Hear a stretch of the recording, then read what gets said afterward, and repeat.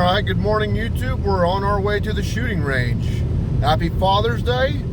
Let's have some fun.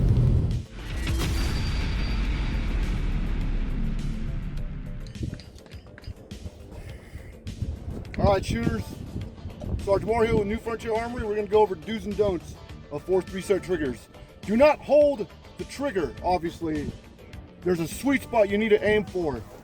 Kind of have to best way I can explain it is kind of like act as if you're pulling the trigger halfway, and once it fires, hold that position, but you're not holding the trigger back.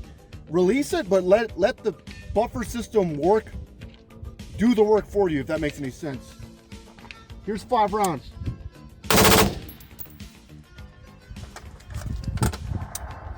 See? It's hard to explain.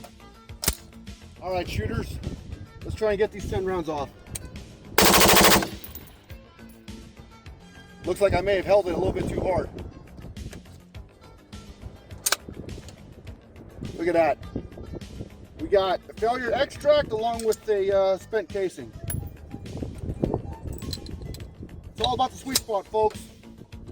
It's all about finding that sweet spot when it comes to these. Now, as I just demonstrated in that last video, I've had that failure happen before with double feeds and failure to extracts or ejects. So you'll get a mixed match. That's what happens if you hold the trigger. Obviously, that's not the way it's designed to work. You're not supposed to hold the trigger. You're supposed to kind of just lightly press it and let the recoil move the system around your finger. That's the best way to explain it. Okay, fellas, that was not supposed to happen. Let's consider that a blooper, shall we?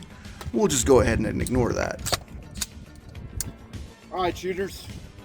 Now I'm going to show you what happens when you try and hold a force reset trigger. Did you see that? It locked the bolt to the rear. It's a common misconception. People tend to think that their buffers aren't heavy enough. Now keep in mind, I had a mil-spec buffer. We're going to keep this pointed in the safe direction. We're going to make sure. I don't believe it chambered around, but let's see. Look at that, it actually did. All right, she's going to need a good cleaning after this. 10 rounds. Beautiful. Magazine empty. Breech clear. Remember to stay safe and shoot straight, fellas.